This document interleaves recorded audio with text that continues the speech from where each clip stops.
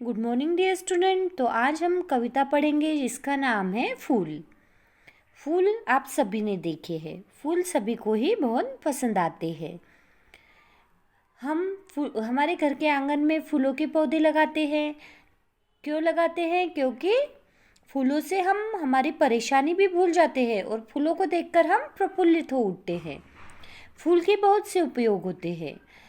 तो आज हम फूल पर आधारित एक कविता पढ़ेंगे। इस कविता में फूल कहाँ से आते हैं, कहाँ रहते हैं, ऐसे अनगिनत सवाल जो हमारे मन में उठते हैं, उनका जवाब हमें इस कविता से मिल पाएगा।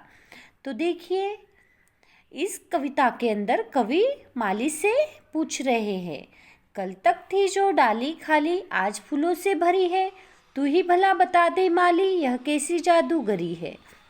कल तक जो डाली खाली थी, जिस पर कोई एक भी फूल नहीं था, आज वह फूलों से भरी है। तू ही भला बता दे माली, यह कैसी जादूगरी है। माली, तू ही बता दे कि यह कैसी जादूगरी है। यह कैसा जादू है कि जो कल तक डाली खाली थी वह आज फूलों से भर गई है। पेड़ के भीतर से होता रहता इनका आना जाना, कौन कहाँ मुंह ढाके सोता, किधर है इनका पता ठिकाना। यह जो फूल है, यह फूल पेड़ के भीतर से ही आते हैं, इसलिए कहा है पेड़ के भीतर से होता रहता इनका आना जाना। यह पेड़ के भीतर से ही आते हैं। कौन कहाँ मुंह ढाके सोता, किधर है इनका पता ठिकाना। कौन कहाँ रहता है, कहाँ मुंह ढाके सोता है, इनका पता ठिकाना कहाँ है। रहते हैं कोने में दुबके, कान खड़े रहते हो जैसे, हवा बुलाती चुपके चुपके, उसकी सुन लेते हैं कैसे। कवि कहते हैं कि यहाँ कोने में दुबक कर बैठे रहते हैं, और कोने में दुबक कर ऐसे बैठे रहते हैं जैसे इनके कान खड़े हो। मतलब कान खड़े रहना यानी सुनने के लिए आतुर रहना। जैसे ही हवा बुलाती है, हवा बुलाती चुपके चुपके, उसकी सुन लेते हैं कैसे। जब उन्हें हवा बुलाती है तो उनकी किस तरह जल्दी से यहाँ सुन लेते हैं। फिर तो सहनी देर न मुमकिन, जल्दी जल्दी मैं मुँह धोकर, सजधज रंग पहनकर अनगिन, घर को छोड़ भागते बाहर, उनका वह घर कहाँ छिपा है। कवि कहते हैं जब इन्हें हवा बुलाती है चुपके चुपके तो कैसे जल्दी से इनके सुन लेते हैं। और फिर तो सहनी देर न मुमकिन, फिर थोड़ी भी देर उन्हें सहन नहीं होती है। जल्दी जल्दी में मुंह धोकर, सजधज रंग पहनकर अनगिन, अलग अलग रंगों में कैसे घर को छोड़कर बाहर भागते हैं। उनका वह घर कहाँ छिपा है, उनका वह घर कहाँ छिपा है।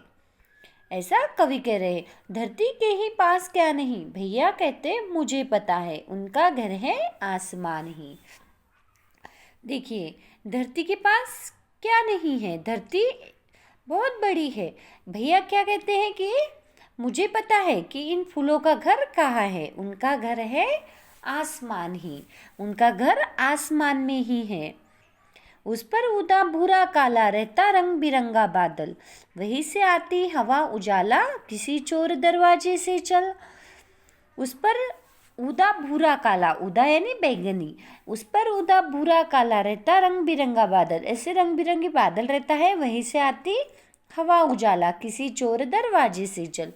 वहीं से हवा उजाला किसी चोर दरवाजे से चलकर आते हैं। इस तरह फूलों का घर कहाँ है? आसमान में ही है। और वह कहाँ रहते हैं, कैसे क्या करते हैं, यह इस कविता में बताया गया है।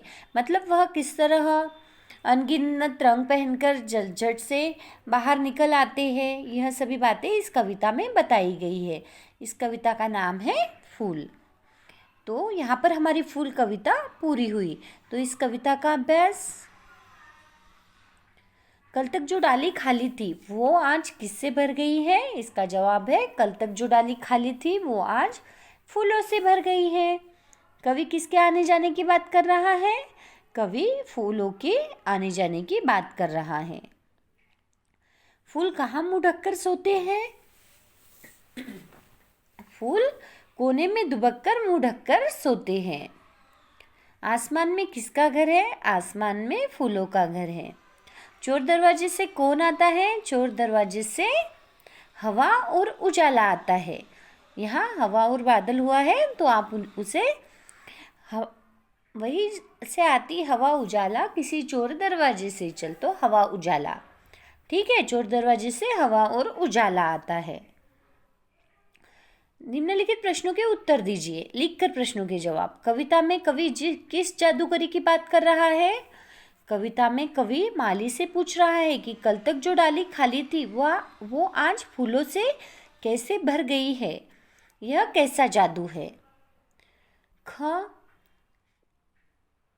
कवि ने फूल के कहाँ से कैसे बाहर आने का वर्णन किया है? कवि ने फूल को पेड़ के अंदर उसके घर से सज धज कर अनगिनत रंगों में रंग कर भागकर आने का वर्णन किया है।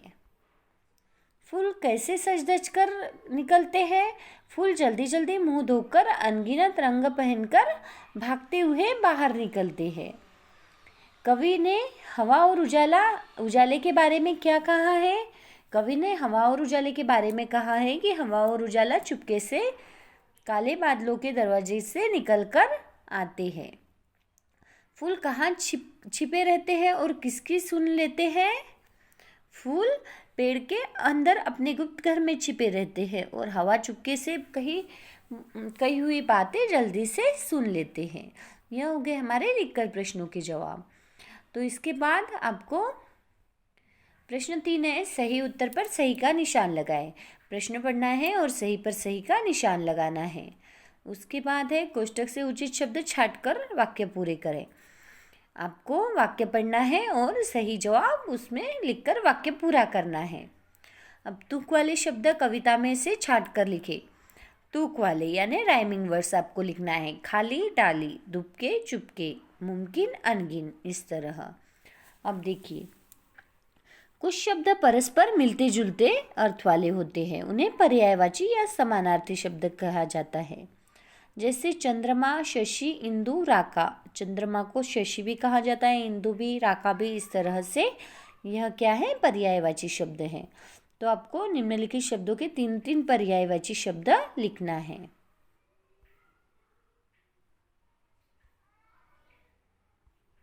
उसके बाद है रेखांकित शब्दों को पर्यायवाची शब्दों का प्रयोग करके वाक्य पुनः लिखे।